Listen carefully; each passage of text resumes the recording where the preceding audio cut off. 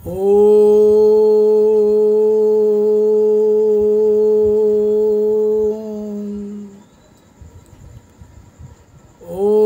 गुरु ब्रह्मा गुरु विष्णु गुरुदेव महेश्वर गुरुरेव परम ब्रह्म तस्मै श्री गुरुवे नमः। ओम नमः श्री भगवते वासुदेवाय। ओम नमः श्री भगवते वासुदेवाय।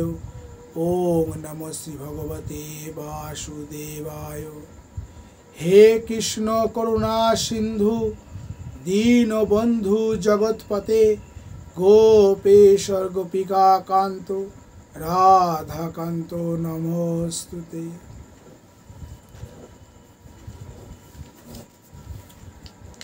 आज আমরা আলোচনা করব ভাগবত থেকে ভাগবত প্রণয়ন ও সুখদেবকে শিক্ষাদান।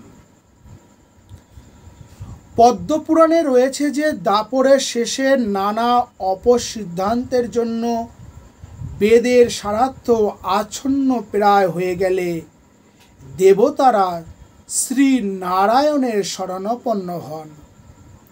বেদমূর্তি শ্রী নারায়ণ তখন ব্যাসরূপে পৃথিবীতে অবতীর্ণ হয়ে চতুর্বেদ বিভাগ করেন। বেদ বিভাগ করে ব্যাসদেব ভাবলেন যে যারা যাগযজ্ঞ পঠন পাঠনে রত থাকবে, যারা নিষ্ঠাবান এবং মেধাবী, তারাই বেদের অর্থ অনুধাবন করে বেদোক্ত কর্ম করে মুক্তি লাভ করবে। কিন্তু স্ত্রীলোক, শূদ্র ও পতিত অর্থাৎ যারা অল্প বুদ্ধি, যাদের পঠন পাঠন নিয়ে থাকার সময় ও যোগ্যতা নেই, বেদার্থ জ্ঞান লাভের যারা উপযুক্ত হয়নি, তাদের উপায় কি হবে? তাই তিনি বেদের তত্ত্বসমূহকেই গল্প, উপদেশ, কাহিনী ইত্যাদির মধ্য দিয়ে মহাভারত এবং পুরাণ রচনার মাধ্যমে ব্যক্ত করলেন, যাতে পুরাণোক্ত তথ্যের উপলব্ধি করে সাধারণ মানুষও মায়ামোহ অতিক্রম করতে পারে। ঋক, যজু, সাম ও অথর্ব এই চার ভাগে বেদ বিভক্ত হল এবং মহাভারত আদি ইতিহাস এবং স্কন্দ, পদ্ম প্রভৃতি পুরাণ পঞ্চম বেদ রূপে পরিগণিত হল। উদ্দেশ্য এই যে পুরাণ ও মহাভারতে যেসব গল্প, উপদেশ ও কাহিনী রয়েছে তার মধ্য দিয়ে সাধারণ মানুষ বেদের তত্ত্বসমূহ উপলব্ধি করতে পারবে। মায়ামোহ অতিক্রম করে মানুষ মুক্তি লাভ করবে, ভক্তি লাভ করবে। তাছাড়া যারা বুদ্ধিমান, যুক্তিবাদী, তাদের পরতত্ত্ব বোঝাবার জন্য ব্যাসদেব যুক্তিতর্কের অবতারণা করে ব্রহ্মসূত্র রচনা করলেন। বেদ বিভাগ, পুরাণ মহাভারত রচনা, ব্রহ্মসূত্রের প্রচার, এই সবেরই উদ্দেশ্য এক বিষয়ে নিবৃত্তি, ভগবানে আসক্তি এবং মুক্তি লাভের প্রচেষ্টা। কিন্তু এত করেও মানুষের বিষয় ভোগের বাসনা দূর হলো না। ভক্তি মুক্তির জন্য মানুষ সচেষ্ট হলো না। বেদের কাম্য কর্মের কথায় রয়েছে যে যাগ যজ্ঞাদি কর্মের ফলে মানুষ স্বর্গে গিয়ে সুখ ভোগ করতে পারবে। বেদের নিবৃত্তিমূলক কথা ভুলে মানুষ সেই স্বর্গাদি ভোগের দিকেই ঝুঁকে পড়ল। করিনি। তাই ব্যাসদেব একদিন আপন মনে বসে ভাবছিলেন, বেদ বিভাগ, পুরাণ মহাভারত এবং ব্রহ্মসূত্র রচনা করেও তো জীবনের যথার্থ মঙ্গল হলো না। মানুষের মন নিবৃত্তির দিকে গেল না। এখন উপায় কি হবে, জীবের কি গতি হবে? এই চিন্তায় অত্যন্ত ক্লিষ্ট হয়ে ব্যাসদেব যখন মনের দুঃখে সরস্বতী নদীর তীরে বসেছিলেন, সেই সময় দেবর্ষি নারদ সেখানে গিয়ে উপস্থিত হলেন। নারদকে দেখে ব্যাসদেব সসম্ভবে উঠে তাকে অভ্যর্থনা করে বসলেন। দেবর্ষি নারদ ও ব্রহ্ম ঋষি ব্যাসদেবের মিলন অতি অদ্ভুত এবং এর ফল হল সুদূর প্রসারী। একজন ভক্ত শ্রেষ্ঠ এবং আরেকজন জ্ঞানী শ্রেষ্ঠ। ভক্ত চূড়ামণি নারদ আসন গ্রহণ করলে পর জ্ঞানী শ্রেষ্ঠ ব্যাসদেব অজ্ঞানীর মতো বিষণ্ণ বদনে নারদের সামনে বসলেন। ব্যাসদেবের মুখে বিষাদের ছায়া দেখে নারদ ভাবলেন, ভগবানের এ কি অদ্ভুত লীলা! যিনি স্বয়ং জ্ঞানময়, তিনি ব্যাসরূপে অবতীর্ণ হয়ে অজ্ঞানীর অভিনয় করে দেখাচ্ছেন যে ভক্তিহীন জ্ঞানে পরাশান্তি লাভ হয় না। নারদ তখন ব্যাসদেবকে বললেন, তোমাকে আর কুশল প্রশ্ন কি জিজ্ঞাসা করব? তোমার আর অকুশল কি থাকতে পারে? ধর্মই জীবের একমাত্র জ্ঞাতব্য এবং তা তুমি ভালোভাবেই জানো। তোমার রচিত মহাভারতই তো তা প্রমাণ। অতি দুর্বোধ্য বেদের তাৎপর্য যাতে সাধারণ মানুষ বুঝতে পারে, তারই জন্য তুমি মহাভারত রচনা করেছ। তুমি যখন সর্ব অর্থপূর্ণ সুবৃহৎ মহাভারত রচনা করেছ, তখন বোঝাই যাচ্ছে যে ধর্ম আদি বিষয়ে তোমার নতুন করে কিছু জানার অথবা অনুষ্ঠান করবার দরকার নেই। তাছাড়া তোমার বেদান্ত সূত্র দেখলে বোঝা যায় যে নির্বিশেষ ব্রহ্ম তত্ত্ব সম্বন্ধেও তোমার অজানা কিছু নেই। কারণ ব্রহ্ম তত্ত্বের পূর্ণ অনুভূতি না হলে কেউ এমন যুক্তিতর্ক দিয়ে ব্রহ্মের স্বরূপ বোঝাতে পারে না। কিন্তু আমি আশ্চর্য হচ্ছি এই ভেবে যে এসব সত্ত্বেও তোমার মুখে আজ বিষাদের ছায়া। তুমি সনাতন ব্রহ্মের স্বরূপ বেদান্ত সূত্রের বিচার করেছ এবং অনুভব করেছ, তবুও মায়ামুগ্ধ জীবের মতো তোমায় অপ্রসন্ন দেখছি কেন? তত্ত্বজ্ঞানহীন জীবের বিষাদ থাকতে পারে, কিন্তু সর্বত্রভাবে পূর্ণ তোমার আবার বিষাদ কি? দেহ অভিমানী অজ্ঞানী জীব কিছুতেই শান্তি পায় না, কিন্তু তোমার মতো জ্ঞান সিন্ধুতে অশান্তির তরঙ্গ কি করে সম্ভব হতে পারে? নারদের কথা শুনে ব্যাসদেব বললেন, আপনি যা বললেন তা সবই ঠিক। আমি নানা ধর্মের অনুষ্ঠান জগতে প্রচার করেছি, ব্রহ্ম বিচার করে পরম তত্ত্বের অনুভব করেছি, কিন্তু তবু কেন জানি না আমার মনে অশান্তি হচ্ছে না, আমার মনে শান্তি হচ্ছে না। আপনি তো সর্বজ্ঞ, আপনি আমার এই অশান্তির কারণ নির্দেশ করুন। যিনি সর্বকারণেরও কারণ, যার ইচ্ছা মাত্র অনন্ত কোটি ব্রহ্মাণ্ডের সৃষ্টি স্থিতি লয় হয়, আপনি সেই শ্রী ভগবানের উপাসনা করেন। সুতরাং কোনো বিষয়ে আপনার অজানা নেই। তাই আপনাকেই প্রশ্ন করছি, ব্রহ্মনিষ্ঠ ও বেদ অধ্যয়নরত থেকেও কিসের জন্য আমি শান্তি পাচ্ছি না? এটি বলে আপনি আমায় কৃতার্থ করুন। ব্যাসদেবের কথা শুনে নারদ মুনি বললেন, হে ব্যাসদেব, তুমি তোমার কোনো গ্রন্থই বলতে গেলে শ্রী ভগবানের বিমল যশ কীর্তন করনি। শ্রী গোবিন্দ গুণকীর্তন শূন্য শুদ্ধ জ্ঞানে ভগবানের তৃপ্তি হয় না। সুতরাং তোমার সেই জ্ঞান অপূর্ণ হয়ে রয়েছে। নারদ বললেন, তোমার কাজের অনুসন্ধান করলেই তুমি নিজের ভুল বুঝতে পারবে। তুমি যা করেছো সেই সব কাজের একবার আলোচনা করে দেখো দেখি।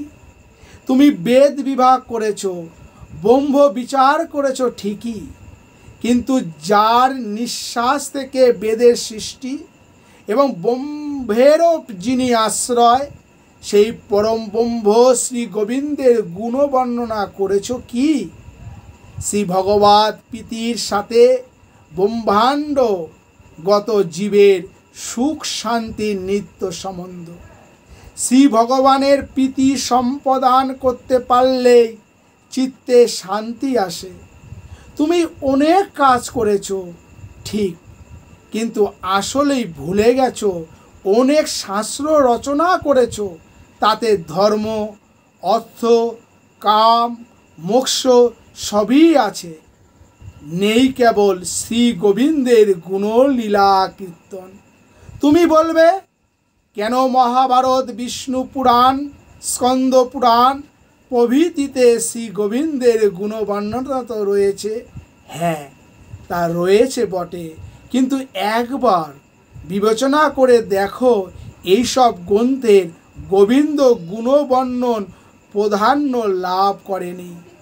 ধর্ম প্রসঙ্গে কিংবা অন্য কথা প্রসঙ্গে গোবিন্দের বিষয়ে কিছুটা বলেছ মাত্র, কিন্তু গোবিন্দ গুণকীর্তনই যে পরম পুরুষার্থ এইভাবে তা তো বর্ণনা করনি। জীব অনাদিকাল থেকে ভগবানকে ভুলে মায়ার বশবর্তী হয়ে সংসারে যাতায়াত করছে। জীব মায়ামুক্ত হয়ে ভগবৎ সেবার আনন্দ লাভ করলেই ভগবানের সন্তোষ। ভক্তিশূন্য শুদ্ধ জ্ঞানে কিংবা সাধারণ কর্মের দ্বারা যে সৌভাগ্য লাভ করা যায় না, সুতরাং গোবিন্দ গুণ ও লীলা কীর্তনই জীবের সার সর্বস্বরূপে গ্রহণ করা উচিত। তুমি বেদজ্ঞ, কিন্তু বেদ্য পরম পুরুষের কথা কিছু বলনি, তাই তো তুমি অপূর্ণ। এই তোমার মহা ত্রুটি, আর এরই জন্য তুমি মনে শান্তি পাচ্ছ না। আরও দেখো, বিচিত্র রস, ভাব, অলঙ্কারযুক্ত বাক্য যদি গোবিন্দ গুণবর্ণনহীন হয়, তবে তা সাধু ব্যক্তিরা পছন্দ করেন না। কিন্তু অপশব্দের দ্বারা রচিত গোবিন্দ কথাও ভক্তেরা আনন্দের সঙ্গে শ্রবণ, বর্ণন ও কীর্তন করে থাকেন, আর তাতেই জীবের সমস্ত পাপ দূর হয়। তাই বলছি, হে মহাভাগ্যবান ব্যাসদেব, তুমি অমোঘ দিক অর্থাৎ অব্যর্থ দৃষ্টি, তোমার জ্ঞান যথার্থ, তুমি শুচিশ্রভা অর্থাৎ প্রতীযশা, জগতের জীবের ভববন্ধন মোচনে যদি যথার্থই তোমার অভিলাষ হয়ে থাকে, তবে সত্যরত ভগবানের রত এবং ধৃতব্রত দৃঢ়চিত্ত হয়ে একাগ্র চিত্তে অচিন্ত শক্তিশালী শ্রী গোবিন্দের মধুর লীলাবলী বারবার স্মরণ করো। এইভাবে বারবার গোবিন্দ লীলার ধ্যান করতে করতে তোমার মধ্যে গোবিন্দ লীলার স্ফুরণ হবে। তখন তা বর্ণনা করলে জগতের কল্যাণ হবে। বহির্মুখ লোকেরা নানা কথা বলে, নানা কাজ করে, কিন্তু কিছুতেই চিত্তের স্থিরতা আনতে পারে না। সংসার সমুদ্র পার হতে হলে, চিত্তের স্থিরতা লাভ করতে হলে শ্রী গোবিন্দ কথার আশ্রয় ছাড়া তো আর কোনো উপায় নেই। ব্যাসদেব, তুমি বিচক্ষণ ব্যক্তি, তুমি তো জ্ঞান, যতদিন বিষয় বাসনা থাকবে, তুমি তো জানো যতদিন বিষয় বাসনা থাকবে ততদিন ভগবানের দিকে মন যাবে না। তাই বলছি, তুমি মধুর গোবিন্দ লীলা বর্ণনা করো। গোবিন্দ লীলা শ্রুতি সুখকর এবং হৃদয়ে আনন্দ এনে দেয়, একাধারে ভোগ ও মোক্ষ। প্রবৃত্তির অবরণে নিবৃত্তি। গোবিন্দ লীলার আশ্রয়ে নেওয়া মাত্র জীবের বিষয় বাসনা দৃঢ় হয় এবং গোবিন্দ সেবার লালসা জন্মে। পুত্রকামী ব্যক্তিকে পুত্রের আশা ছাড়তে বলার চেয়ে ভগবানকে পুত্ররূপে পাবার পথ দেখালেই তো ভালো ফল হবে। শ্রবণ সুখলিপ্স ব্যক্তিকে গোবিন্দ গুণকথা শোনালেই তো যথার্থ সুখ হবে এবং তার যথার্থ মঙ্গল করা হবে। তাই বলি, তুমি গোবিন্দ লীলার ধ্যান করো এবং ধ্যান করতে করতে তোমার হৃদয়ে যে গোবিন্দ লীলার স্ফূর্তি হবে তা বর্ণনা করো। সেই গোবিন্দ লীলা পাঠ করে, সেই লীলা শ্রবণ করে লোকের যথার্থ কল্যাণ হবে, তাদের সর্বাত্ম সিদ্ধ হবে। দেবশ্রী নারদ চলে যাওয়ার পর ব্যাসদেব নারদদের কথায় সারবত্তা হৃদয়গম্ব করে শ্রী গোবিন্দের ধ্যানে নিরত হলেন। ধ্যান যোগে তিনি ভগবান শ্রীকৃষ্ণ এবং তার অংশ মৎস্য, কুর্ম, বরাহ, নৃসিংহ, বামন প্রভৃতি অবতারের যেসব লীলা দর্শন করলেন, তাই তিনি শ্রীমদ্ ভাগবত রূপে জগতে প্রচার করলেন। ব্যাসদেব সমাধিতে সমস্ত অনর্থ দূরকারী অর্থাৎ সংসার বাসনা ক্ষয়কারী ভক্তিযোগের জ্ঞান লাভ করলেন। তখন বিষয় অন্ধ জীবের কল্যাণের জন্য শাশ্বত সংহিতা শ্রীমদ্ ভগবত সংহিতা প্রণয়ন করলেন। কী রকম সেই ভাগবত সংহিতা?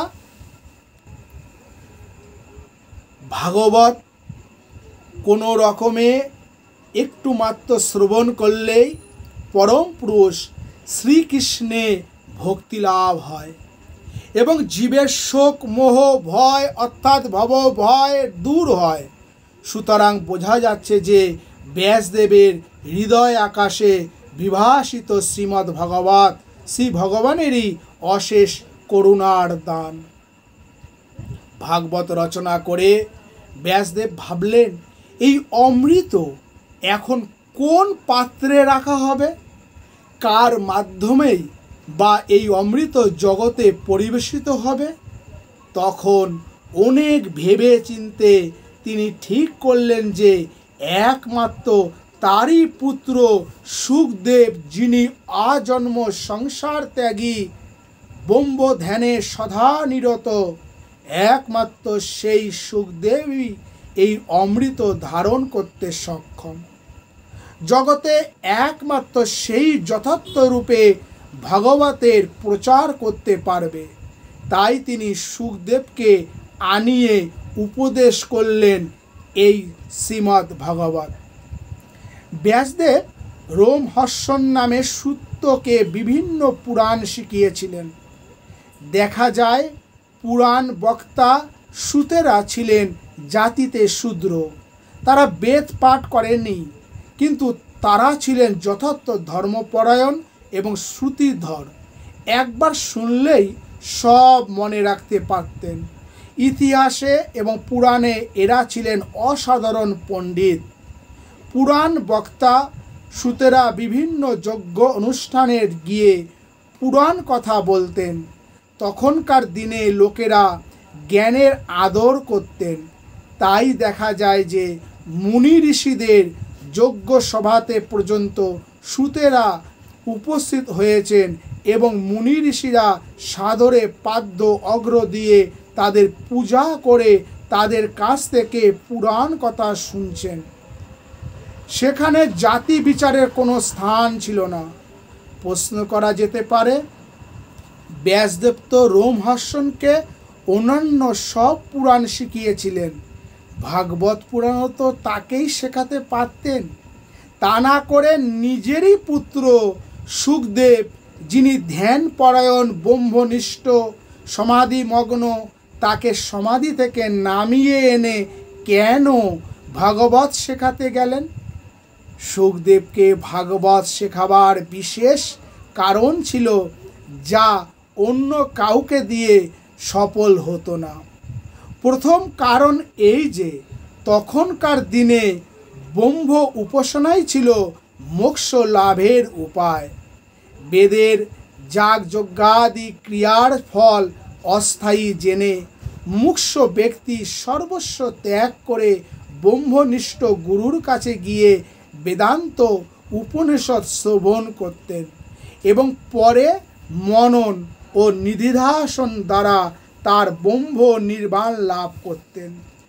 এইভাবে তখনকার দিনের উচ্চ বর্ণের লোকেরা সাধন করতেন, কিন্তু শূদ্রের তো বেদের অধিকার ছিল না, তাই এই সাধনার ধারা তারা জানতেন না। দ্বিতীয় কারণ এই যে ব্যাসদেব বুঝেছিলেন যে কালের প্রভাবে মানুষের আয়ু ও শক্তি কমে যাবে, তখন তাদের পক্ষে নির্গুণ নিরাকার ব্রহ্মের উপাসনা অত্যন্ত কঠিন হবে। তাই তিনি ভাগবতের এই মহা মতবাদ প্রচার করলেন। বেদ, যজ্ঞ, যোগ, নিত্য নৈমিত্তিক কর্ম, জ্ঞান, তপস্যা, ধর্ম এবং গতি সমস্তই বাসুদেব পর, অর্থাৎ বাসুদেবী সকলের লক্ষ্য। গোবিন্দই মোক্ষপদ। সুতরাং সব কিছু ত্যাগ করে তারই ভজনা করা উচিত। সকল কর্মের উদ্দেশ্য গোবিন্দ ভজন। সকল উপাসনার উপাস্য দেবতা গোবিন্দ। যোগী যোগ সাধনার সিদ্ধিতে পরমাত্মা রূপে গোবিন্দকেই লাভ করে। জ্ঞানী জ্ঞান সাধনার সিদ্ধিতে ব্রহ্মরূপে গোবিন্দকেই প্রাপ্ত হয়। কর্মীরা কর্মফলের দ্বারা গোবিন্দরই মায়িক বিভূতি স্বর্গাদি লাভ করে। সুতরাং সর্বকর্মের উদ্দেশ্যই হচ্ছেন শ্রী গোবিন্দ। তপস্যা, নির্গুণ উপাসনা সবই বাসুদেব সমর্পণ করেছেন। যোগ, ধ্যান, তপস্যা সবারই লক্ষ্য গোবিন্দ। তিনি একমাত্র জ্ঞাতব্য, একমাত্র প্রাপ্তব্য। বাসুদেবী পরম ব্রহ্ম, সগুণ এবং নির্গুণ। তাকে ভক্তি করলেই নির্গুণ ব্রহ্মেরও জ্ঞান লাভ হয়। একান্তভাবে ভগবান বাসুদেবকে ভজনা করলে অচিরেই বৈরাগ্য এবং ব্রহ্ম সাক্ষাৎকার রূপ জ্ঞান লাভ হয়। কিন্তু মুনি ঋষিদের কাছে এই নতুন ভক্তিবাদ প্রচার করা তো সহজ নয়। এই মতবাদ প্রচার করতে গেলে নানা প্রশ্ন, সংশয়, বিতর্ক, বিরক্তি আসবে এবং তার সমাধানের জন্য আবার ব্যাসদেবকেই তাদের সম্মুখীন হতে হবে। কিন্তু এই ভাগবতবাদ, ভক্তিবাদ যদি আজন্ম শুদ্ধ, সদামুক্ত, নির্গুণ, নিরাকার, ধ্যাননিষ্ঠ এবং ব্রহ্ম ঋষিদের মধ্যে শ্রেষ্ঠ সুখদেবকে দিয়ে প্রচার করানো যায়, তাহলে আর কোনো সংশয় থাকবে না। কারোর মনেই আর কোনো প্রশ্ন উঠবে না, কারণ সকলেই দেখবে যিনি জ্ঞানী শ্রেষ্ঠ বরিষ্ঠ ব্রহ্মবিদ, তিনিই ভগবানের তথ্য এবং ভক্তিযোগের কথা বলছেন। আর যদি কোনো সংশয় ওঠেও, তব সর্বশাস্ত্রজ্ঞ তত্ত্বদ্রষ্টা সুখদেবীকেই তার নিরসন করতে পারবেন। সুতরাং বোঝা যাচ্ছে যে তখনকার সময় ভগবত তত্ত্ব বলা এবং ভক্তিবাদের মহিমা প্রতিপালন করার সামর্থ্য একমাত্র সুখদেব ছাড়া আর কারোরই ছিল না।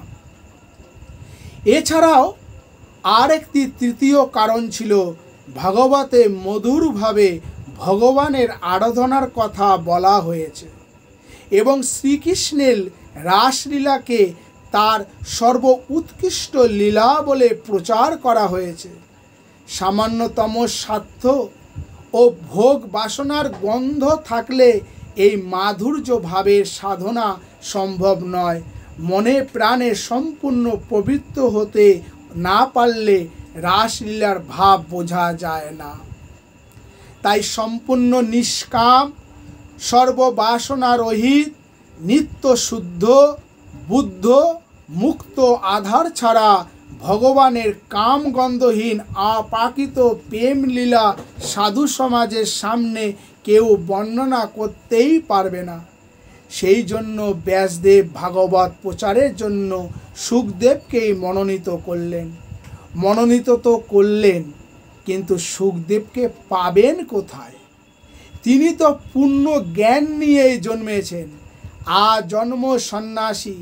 তাই কোনো রকম বিধি নিষেধ মায়া মোহের বশীভূত ছিলেন না। জন্মগ্রহণ করেই তিনি তথ্য ধ্যানে রত হয়ে গভীর বনে চলে গেলেন।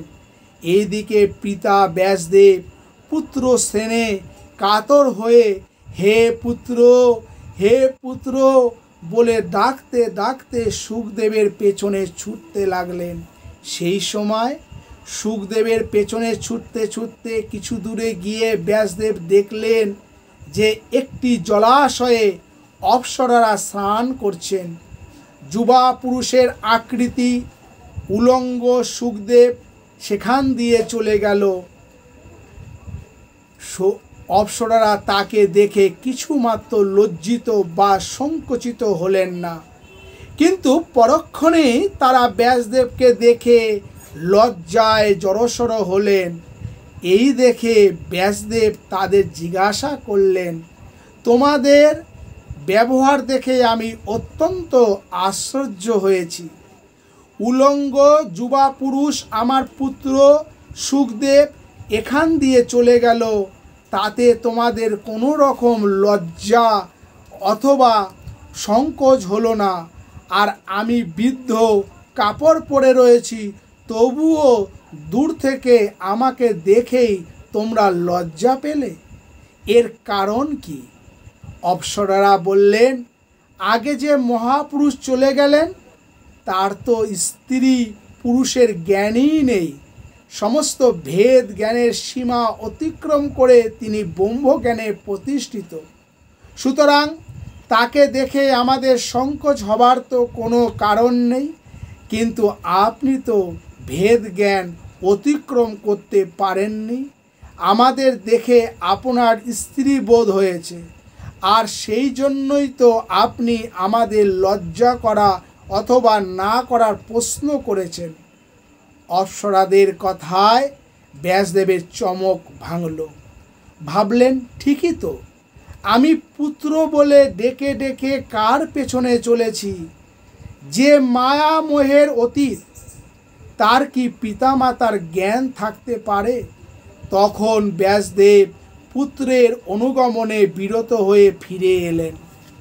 এরপর বহু বছর কেটে গেছে।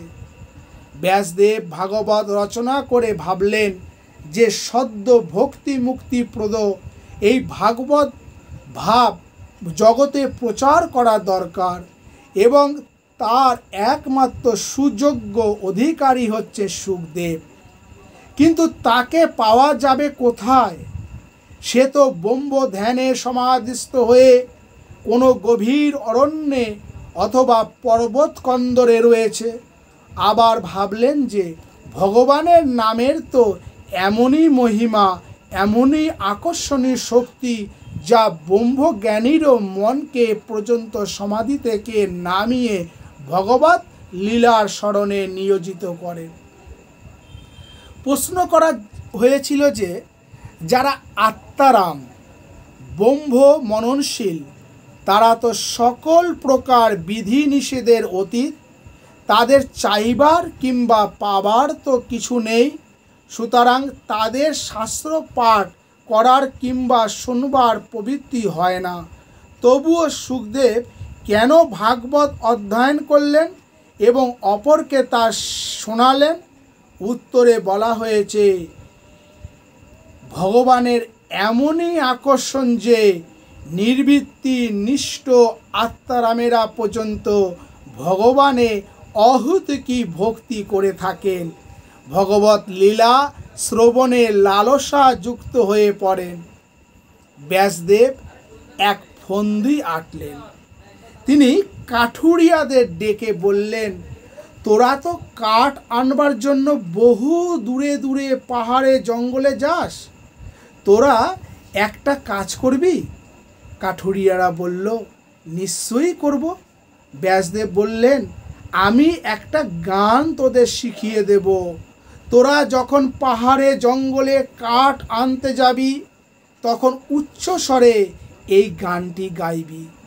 এই গান শুনে যদি কেউ এসে তোদের জিজ্ঞাসা করে, এ গান তোমরা কোথায় শিখলে, তখন তোরা আমার নাম করবি না, শুধু বলবি তুমি তাকে দেখবে। তখন সে যদি রাজি হয় তবে তাকে আমার কাছে নিয়ে আসবি। ব্যাসদেব তখন ভাগবত থেকে শ্রীকৃষ্ণের কিশোর বয়সের একটি রূপ বর্ণনা সূচক শ্লোক গান করে কাঠুরিয়াদের শোনালেন।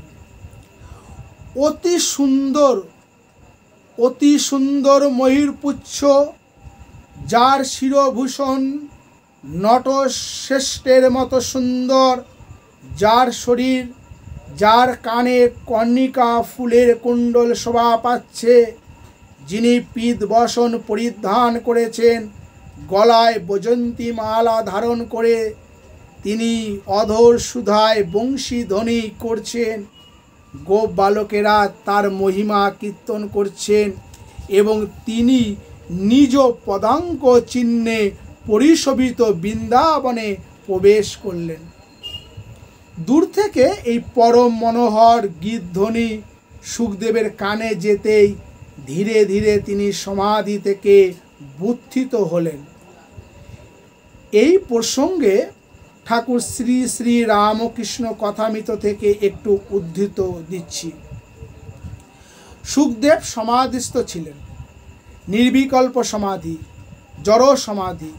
ঠাকুর নারদকে পাঠিয়ে দিলেন, পরীক্ষিতকে ভাগবত শোনাতে হবে। নারদ দেখলেন জড়ের ন্যায় সুখদেব বাহ্যশূন্য বসে আছেন। তখন বীণার সঙ্গে হরির রূপ 4 শ্লোক বর্ণনা করতে লাগলেন। প্রথম শ্লোক বলতে বলতে সুখদেবের রোমাঞ্চ হলো। ক্রমে অশ্রু অন্তরে হৃদয়ের মধ্যে চিন্ময় রূপ দর্শন করতে লাগলেন। জড় সমাধির পর আবার রূপ দর্শনও হলো। আমরা আবার প্রচলিত কাঠুরিয়াদের গানের ফিরে যাই।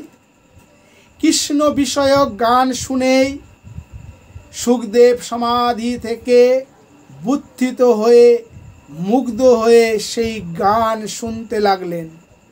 ভাবলেন, কারা এই গান গাইছে? কাঠুরিয়াদের কাছে গিয়ে প্রশ্ন করলেন, এ গান তোমরা কোথায় শিখলে? কাঠুরিয়ারা বললেন, তুমি তার কাছে যাবে? সুখদেব রাজি হতেই কাঠুরিয়ারা তাকে ব্যাসদেবের কাছে নিয়ে এলেন। সুখদেব জিজ্ঞাসা করলেন, বাবা, এই গানের বিষয় কে? ব্যাসদেব বললেন, তিনি হলেন পরম ব্রহ্মেরই এক পরম মাধুর্যমণ্ডিত মূর্তি। ইনি হলেন লীলাময় ব্রহ্ম, ভগবান শব্দবাচ্য। যিনি জ্ঞানীদের ব্রহ্ম, তিনি যোগীদের পরমাত্মা এবং তিনি ভক্তদের ভগবান। আমি এই ভগবানের বিষয় নিয়ে একটি বেদতুল্য পুরাণ রচনা করেছি, তা হলো ভাগবত। তুমি এটা আমার কাছে শিখে নিয়ে লোকের কল্যাণের জন্য জগতে প্রচার করো। সুখদেব নির্গুণ ব্রহ্মে নিষ্ঠাযুক্ত হলেও কৃষ্ণ গুণকথায় আকৃষ্ট হয়ে উত্তম শ্লোক শ্রীহরির লীলা বিষয়ক শ্রীমদ্ ভাগবত অধ্যয়ন করলেন। সুখদেব পরে ভক্তাগ্রহাণী প্রবসনে রত মহারাজ পরীক্ষিত এবং উপস্থিত সাধু মণ্ডলীর কাছে এই ভাগবত কীর্তন করলেন। তারপর থেকেই পরমহংস সংহিতায় পরমহংসদের সংহিতা রূপে শ্রীমৎ ভাগবত প্রচারিত হয়ে থাকে। এদিকে কলিকাল আরম্ভ হয়ে সনাকাদি বহু ঋষিরা ভাবলেন, কলিকালে মানুষের মন স্বাভাবিকই ভগবানের ভুলে বিষয় আসক্ত হবে, কিন্তু যারা সদা সর্বদা ভগবত আরাধনের থাকতে চায়, কলির প্রভাবে তাদেরও যদি ভগবত বিস্মরণ হয়, তবে আমাদের উপায় কি হবে? কোথায় গেলে কলির প্রভাব থেকে রেহাই পাব? এইরূপ চিন্তা করে তারা সৃষ্টিকর্তা ব্রহ্মার আরাধনা করতে আরম্ভ করলেন। ব্রহ্মা তাদের দর্শন দিয়ে বললেন, তোমরা নৈমিষ্য অরণ্যে গিয়ে ভগবান বিষ্ণুর আরাধনা করো, তাহলে কলির প্রভাবে তোমরা লিপ্ত হবে না। নৈমিষ্য অরণ্যে অনিমেষ ক্ষেত্রে বলা হয়। নৈমিষ্য অরণ্যকে অনিমেষ ক্ষেত্রও বলা হয়, কারণ শ্রী ভগবানের সৃষ্টি কখনো এই স্থান থেকে লুপ্ত হয় না। তিনি সর্বদাই এই স্থানকে রক্ষা করেন। সেই অনিমিষ ক্ষেত্রে সনকাদি ঋষিরা ভগবত প্রাপ্তির আশায় এক যজ্ঞ আরম্ভ করলেন। উদ্দেশ্য এই যে কোনো সৎ অনুষ্ঠানের আয়োজন করলে সেখানে স্বভাবতই সাধু সন্তের সমাগম হবে এবং তখন সৎ প্রসঙ্গে ভগবানের কল্যাণের ভগবত প্রাপ্তি ত্বরান্বিত হবে। এই আশায় ঋষিরা একদিন প্রাতকালীন কর্তব্য শেষ করে বসে আছেন।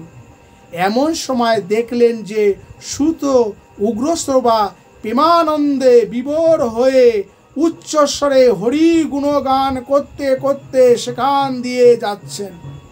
ইনি ভগবানের কথা শোনবার জন্য সর্বদা উৎকণ্ঠ হয়ে থাকেন বলে তার নাম হয়েছিল উগ্রশ্রবা। এর পিতা ছিলেন রোমহর্ষণ।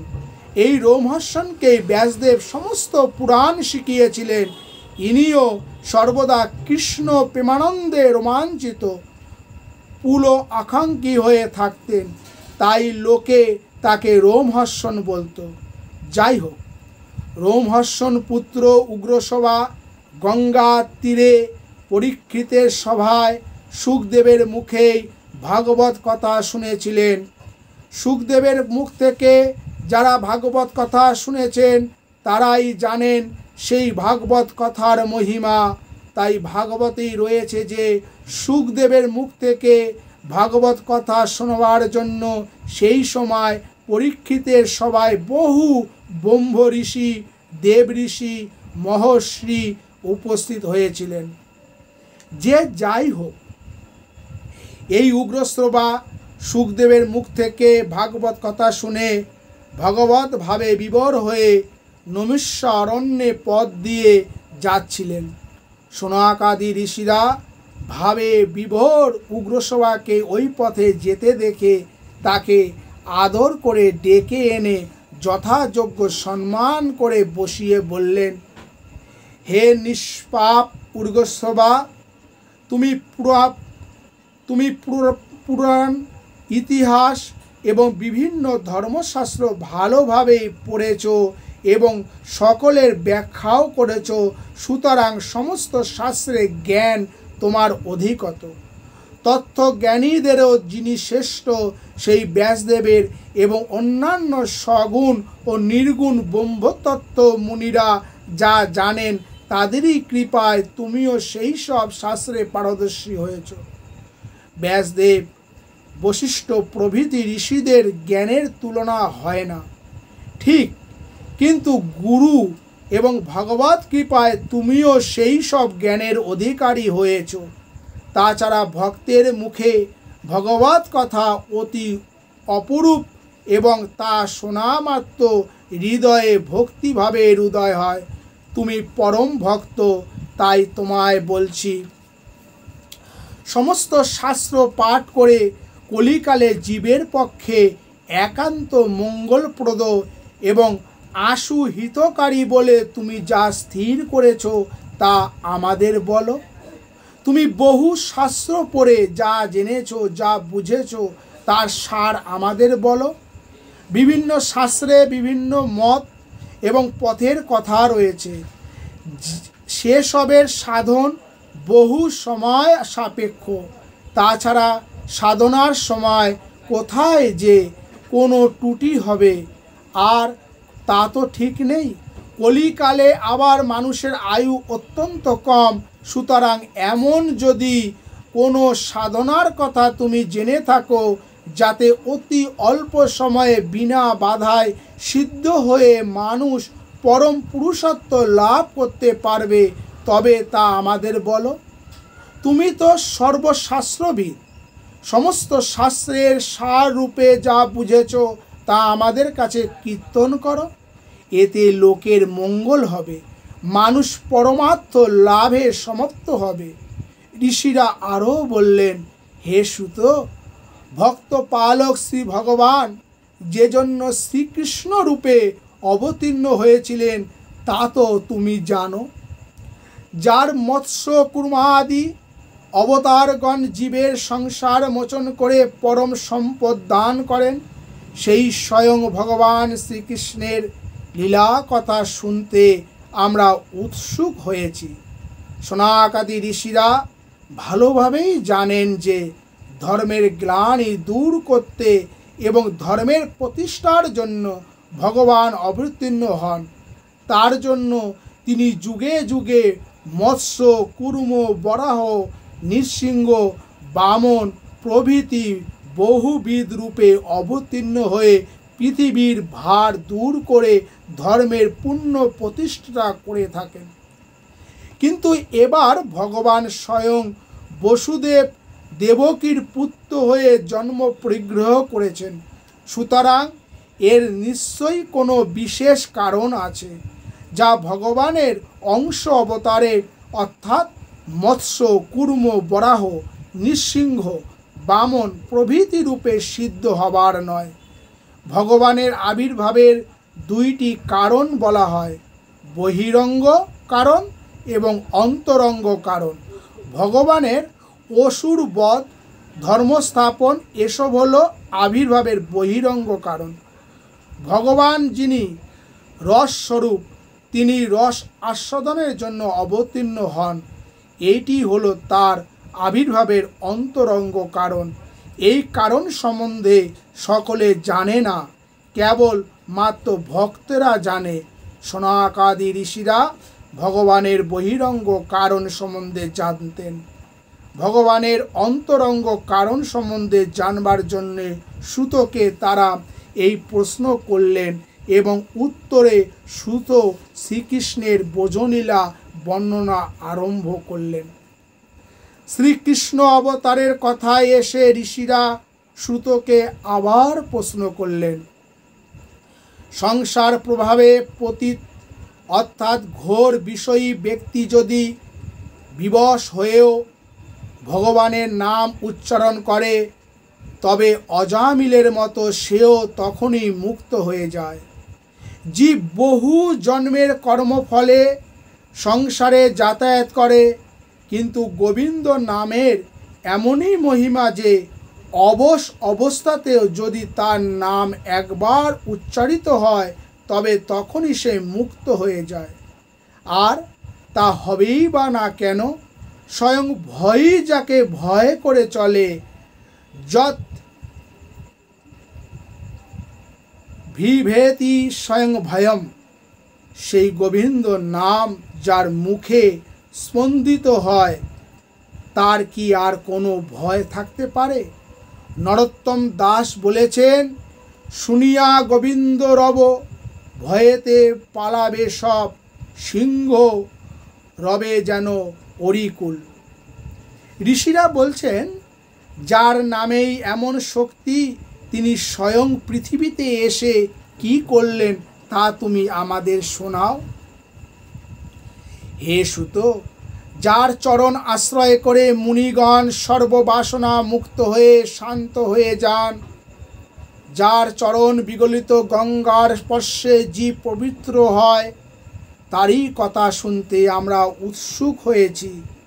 ভক্ত এবং গঙ্গা গোবিন্দ চরণ সম্বন্ধের জন্যই জীবকুল পবিত্র করে থাকেন।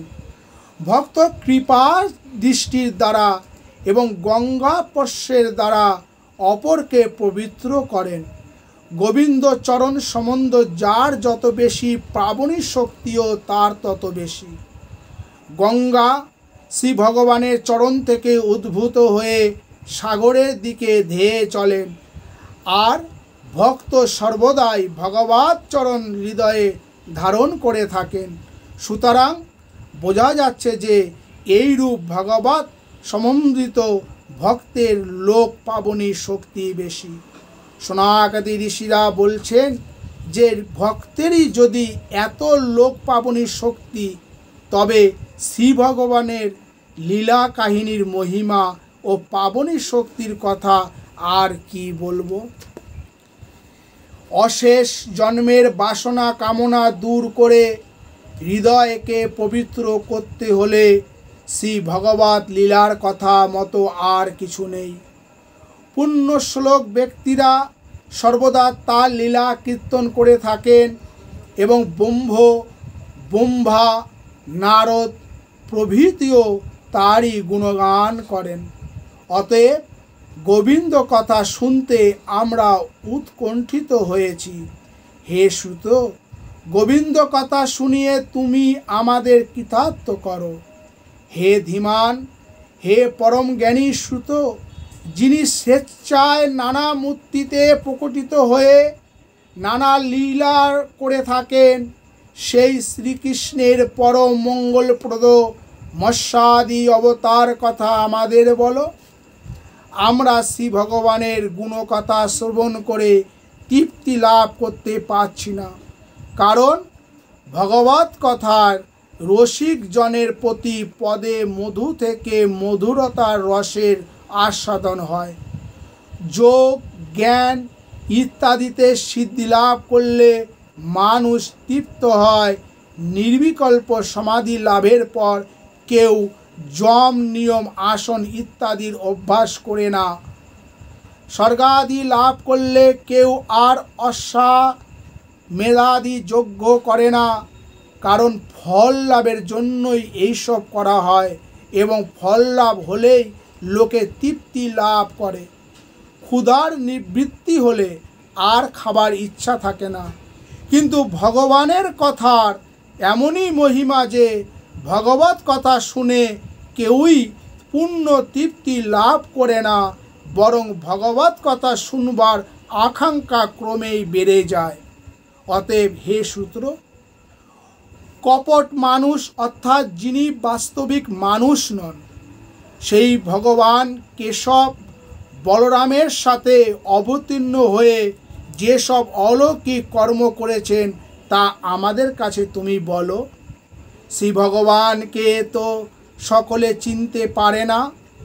যারা মায়া মোহে অন্ধ, তারা তার লীলা দেখে তাকে সাধারণ মানুষ বলেই ভাবে। যিনি যে নররূপী পরম ব্রহ্ম, এটা তার কৃপা ছাড়া কেউই বুঝতে পারে না। ভক্তিহীনদের কাছে অপ্রকাশ্য শ্রীকৃষ্ণের লীলা কথা আমাদের কাছে তুমি কীর্তন করো। সনাকাদি ঋষিরা সুতকে আরও একটি প্রশ্ন করেছিলেন। ব্রাহ্মণদের প্রতিপালক, ধর্মের রক্ষক যোগেশ্বর শ্রীকৃষ্ণ অপ্রকট হলে ধর্ম তখন কার শরণাপন্ন হলেন? কলিকালে তো অধর্মেরই প্রাধান্য হয়ে থাকে, তখন ধর্ম কাকে আশ্রয় করে টিকে থাকবে? ঋষিরা সূত্রকে 6টি প্রশ্ন করলেন, যা সর্বকালে সকল লোকের পক্ষেই মঙ্গলপ্রদ। প্রশ্নগুলো হচ্ছে: জীবের ঐকান্তিক মঙ্গল কিসে হয়? সর্বশাস্ত্রের সার কি? ভগবান শ্রীকৃষ্ণ দেবকীর গর্ভে কেন জন্মগ্রহণ করেছিলেন? তিনি কি কি লীলা করেছেন? তিনি কোন কোন অবতারে কি কি কর্ম করেছেন? এবং শ্রীকৃষ্ণ অপ্রকট হলে ধর্ম কার শরণাপন্ন হয়েছিল? ঋষিদের প্রশ্ন শুনে শ্রুত পরম আনন্দে ধীরে ধীরে এই সব প্রশ্নের উত্তর দিতে আরম্ভ করলেন। বলতে আরম্ভ করার পর স্বাভাবিকভাবেই আবার আরও সব প্রশ্ন এবং উত্তরের অবতারণা করা হয়েছে। আর এই সব একত্রিত করেই শ্রীমদ্ ভাগবত তৈরি করেছেন। সনাকাদি ঋষিদের প্রশ্ন শুনে শ্রুত উগ্রশ্রবা ভাবলেন, ঋষিদের এমন কি উত্তর দেব? সাংখ্য, বেদান্ত, ন্যায়, মীমাংসা প্রভৃতি বিভিন্ন শাস্ত্র বিভিন্ন অধিকারীর জন্য বিভিন্ন উপদেশ দিয়েছেন। একই উপদেশ সকল প্রকার লোকের পক্ষে সমান মঙ্গলপ্রদ নাও হতে পারে। বেদ বিভিন্ন, স্মৃতি বিভিন্ন, যত মুনি তত মত। আবার জীবের পরম পুরুষত্ব লাভের উপায়ও একরকম নয়। সুতরাং সনাকাদি ঋষিদের এখন কি বলি? সুত ভাবলেন, ব্যাসদেব তো শ্রী নারায়ণের অবতার, তিনি সর্বশাস্ত্র পারদর্শী। তিনি জীবের কল্যাণের জন্য বেদ বিভাগ করলেন, মহাভারত পুরাণ এবং বেদান্ত সূত্র রচনা করলেন, কিন্তু তাতে জীবের যথার্থ কল্যাণ হলো না। পরিশেষে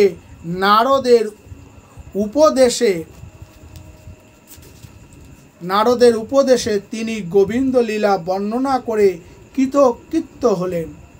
শ্রীকৃষ্ণ লীলা শ্রবণ কীর্তনের ফলে যে অনায়াসে পরম পুরুষত্ব লাভ হয়, এ তো কেবল কথার কথা নয়, সকলের সামনে পরীক্ষিত সত্য।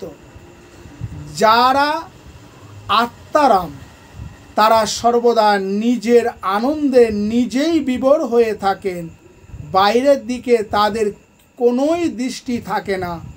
কিন্তু তারাও ভগবানের লীলা কথার পরম আনন্দ লাভ করেন। আর আত্মারাম শিরোমণি শ্রী সুখদেব এই গোবিন্দ লীলা কথা শুনিয়ে ব্রহ্মশাপগ্রস্ত মহারাজ পরীক্ষিতকে 7 দিনের মধ্যে পরম পুরুষত্ব প্রদান করিয়েছিলেন। অতএব অনায়াসে পরম পুরুষত্ব প্রদানের শক্তি হরিকথার থেকে আর কোনো কিছুতেই বেশি নেই। সুতরাং সনাকাদি ঋষিদের প্রশ্নের উত্তরে আমি এখন গোবিন্দ গুণলীলা বর্ণন প্রধান শ্রীমদ্ ভাগবত কথা বলবো। আর এই ভাগবত কথা তো আমি গুরু শ্রী সুখদেবের মুখ থেকেই পরীক্ষিতের সভায় শুনে এসেছি। এই ভেবে শ্রুত সনাকাদি ঋষিদের বললেন। শ্রুত বললেন, হে ঋষিগণ, মহাতেজস্বী শ্রী সুখদেব যখন গঙ্গার তীরে শ্রীমদ্ ভাগবত কথা কীর্তন করেন, তখন আমি এক পাশে বসে তারই কৃপায় কিছু শুনেছি। এখন আমার শ্রবণ ও ধারণা অনুসারে আপনাদের কাছে তা কীর্তন করব। এতেই আপনাদের সমস্ত সংশয়ের নিরসন হবে। তবে আমি সেখানে উপস্থিত ছিলাম বটে, কিন্তু গুরু মুখ নিগৃহীত শ্রীকৃষ্ণ লীলার কতটুকু গ্রহণ করতে পেরেছি জানি না। যার যেমন আধার সে তেমনই তো গ্রহণ করে থাকে। আমিও আমার মতোই গ্রহণ করেছি। তার মধ্যে আবার আমার যতটুকু বলবার শক্তি আছে ততটুকুই মাত্র বলতে পারব। আপনারা অবহিত চিত্তে শ্রী ভগবত কথা শুনুন। এইভাবে সুখ বর্ণিত শ্রীমদ্ ভগবত শ্রুত উগ্রশ্রবা কর্তৃক সনাকাদি ঋষিদের কাছে বর্ণিত হয়েছিল। হরি ওম তৎসৎ, হরি ওম তৎসৎ, হরি ওম তৎসৎ। আজ ভাগবত এত পর্যন্তই পাঠ করলাম। আগামী দিন আবার আমরা পরবর্তী অংশ শুনতে থাকব। হরে কৃষ্ণ কৃষ্ণ কৃষ্ণ হরে হরে, হরে রাম রাম রাম হরে হরে। হরে কৃষ্ণ কৃষ্ণ কৃষ্ণ হরে হরে, হরে রাম রাম রাম হরে হরে।